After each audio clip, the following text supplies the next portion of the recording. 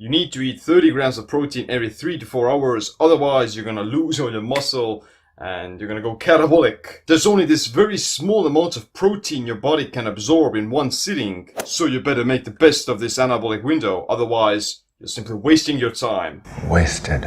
But in this video I'm gonna challenge this belief and I'm gonna tell you how much protein does your body actually absorb in one sitting. Awesome, I love protein. First of all, let's cover some of the basics. Why do people think that it's required to spread out your protein intake throughout the entire day? Protein is the only macronutrient that can't be stored inside the body for long term. Carbohydrates can be stored as liver and muscle glycogen. Extra carbohydrates that you don't need will be converted into triglycerides and they get stored as body fat. Fat and extra carbs can be stored in an infinite amount because your adipose tissue is unlimited basically. You can gain as much adipose tissue as you can possibly consume from too many calories. Protein will be used for elevating muscle protein synthesis and activating mTOR, which will help to maintain your current lean muscle mass. To activate these pathways, you need only a very certain amount of protein, and consuming more won't have a dose increasing effect. You can't really store protein inside the body beyond a certain necessary limit. To store protein as energy, it has to be converted into glucose through gluconeogenesis first, which can then be either stored as glycogen or as fat triglycerides.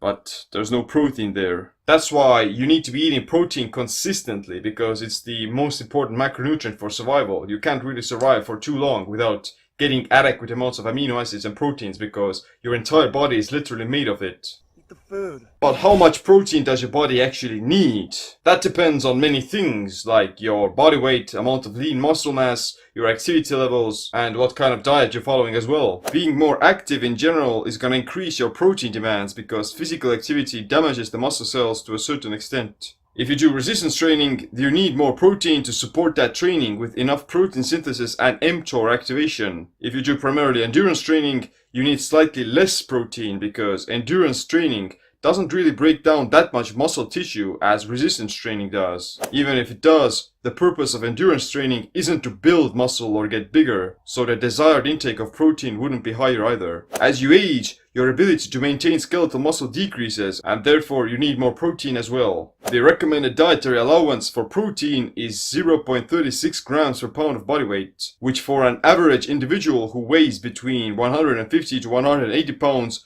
would be 55 to 70 grams of protein per day. However, this is not ideal for the majority of population, and most people actually need more, especially if you're exercising. In general, the optimal amount of protein tends to be somewhere between 0.7 to 1.0 grams per pound of lean body mass, which for the same average individual who weighs between 150 to 180 pounds would be about 110 to 160 grams of protein at minimum. There are no seeming benefits to eating more than 0.8 grams per pound of lean body mass, even when you're trying to build muscle. You definitely don't need to be eating above 1.0 grams per pound of lean body mass, as you'll simply waste away that protein. Wasted. So, how much protein does your body actually absorb in one sitting? When you digest protein, it gets broken down into amino acids that will be transported into the bloodstream to be used as building blocks.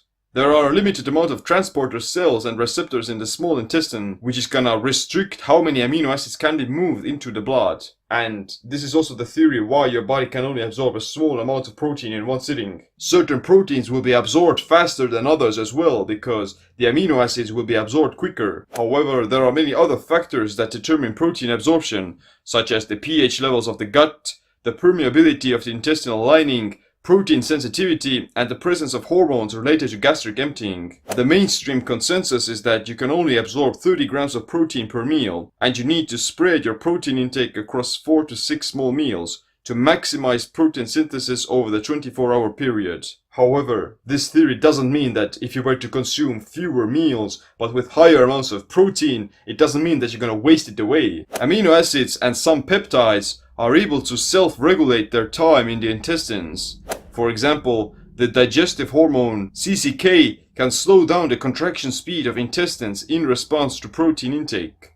CCK gets released when you eat dietary protein, and it slows down your digestion as to absorb it better. If you were to absorb all of your protein too quickly, your liver wouldn't be able to maintain a steady stream of amino acids into the blood over the 24-hour period because you're gonna burn them all for energy. Even if you've eaten a large piece of steak with over 60 grams of protein, you wouldn't be converting those amino acids into energy immediately anyway. Because of CCK and a generally slower speed of digesting steak, the protein from that steak will be digested over the course of many hours, and your body will slowly assimilate those nutrients without wasting them away. I know this steak doesn't exist. A Mayo Clinic study found that on average it takes about 24 to 72 hours for a food to fully travel through the digestive tract and be completely absorbed. You only really enter a fasted state after 18 to 20 hours of fasting. It means that your body is gonna digest the food that you eat much more slowly. Our intestines will contract according to the speed at which it can digest food.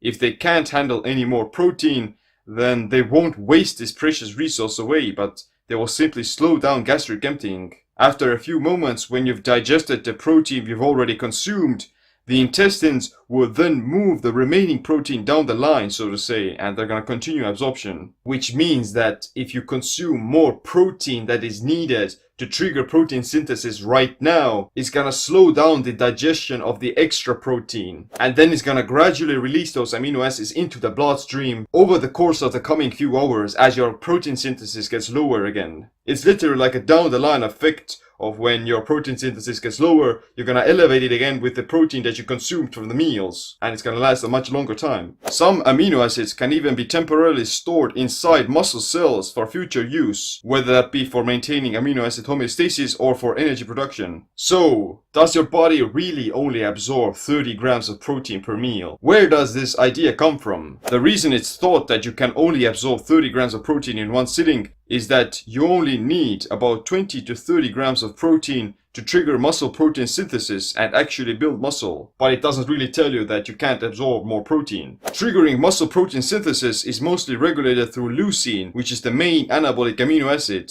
It requires about 2 to 3 grams of leucine to activate muscle protein synthesis. And generally, you can get that 2 to 3 grams of leucine from 20 to 30 grams of complete protein sources. But then again, this doesn't really tell you how much protein you can end up absorbing in one meal. It's just gonna tell you that if you want to keep the muscle building signal of protein synthesis activated more frequently, then you also have to trigger muscle protein synthesis more frequently as well. It's not gonna tell you anything about it, how it's gonna affect muscle protein synthesis over the entire 24-hour period. It also tells you that having more frequent spikes of muscle protein synthesis doesn't equate to more muscle growth either. Because if you just eat only 30 grams of protein in one sitting, then there isn't much protein or amino acids to, build muscle tissue from it. You're gonna trigger the signal, but there's no building blocks. Wasted. And hypothetically, if you were to eat like a slightly larger meal, like that steak with 60 grams of protein, then you would also trigger muscle protein synthesis, but you will also have more building blocks around.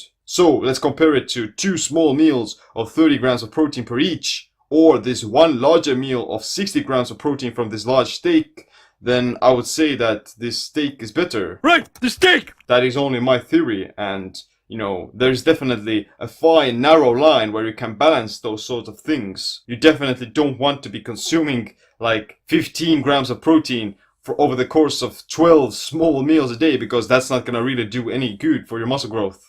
You can't take it to the extreme either of consuming 200 grams of protein in one sitting, because that's not ideal either.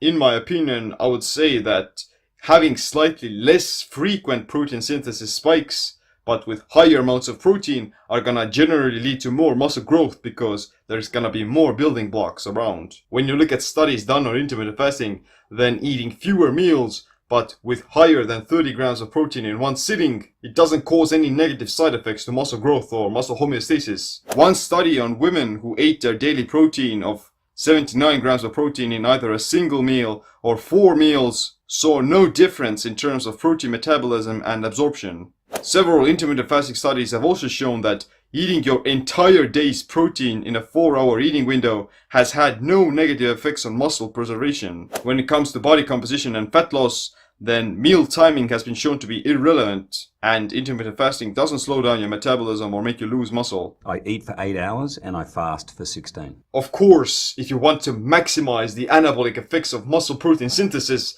and build a whole lot of muscle, then of course you would want to spread it out slightly, just by virtue of triggering an anabolic response more frequently. Are you guys talking about protein? I love protein. If you're doing intermittent fasting with 2 meals a day, you can spike muscle protein synthesis twice a day, and that's gonna be more than enough for you to force your body to grow. What matters more for muscle growth is the training stimulus and adaptive signal, and also how much protein you end up absorbing over the course of the 24-hour period of balancing between anabolism and catabolism. One of the reasons people do eat smaller meals more frequently is that they want to get more protein into the day as well. The more frequently you eat, the less protein you need per meal, but your daily protein intake in total can be higher because of that. If you're eating less frequently, like with intermittent fasting, then your daily protein intake may be slightly lower, but your individual meals will be higher in protein. And the reason they go for this higher total daily protein intake is that they think they need more protein to build muscle,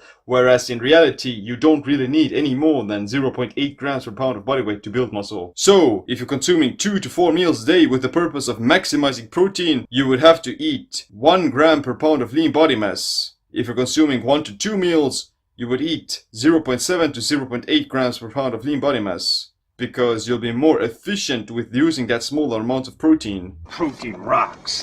The overall message of this video is that whenever you're consuming any macronutrient, whether that be protein, carbs or fat, then you have to do it with a specific purpose in mind. It has to support a specific goal, whether that be for health, performance or longevity. That's why you definitely want to make sure that you're efficient with the way you consume and digest your food, and not simply waste it away or burn them off as calories. If you want to learn how much protein to eat with intermittent fasting and how to start exercising on a ketogenic diet, then check out my Keto Fit program. It's gonna tell you how much to eat, when to do it, and in what amounts. But other than that, thanks for watching. Make sure you click the like, subscribe, notification bell as well. My name is Seem. Stay nourished. Stay empowered.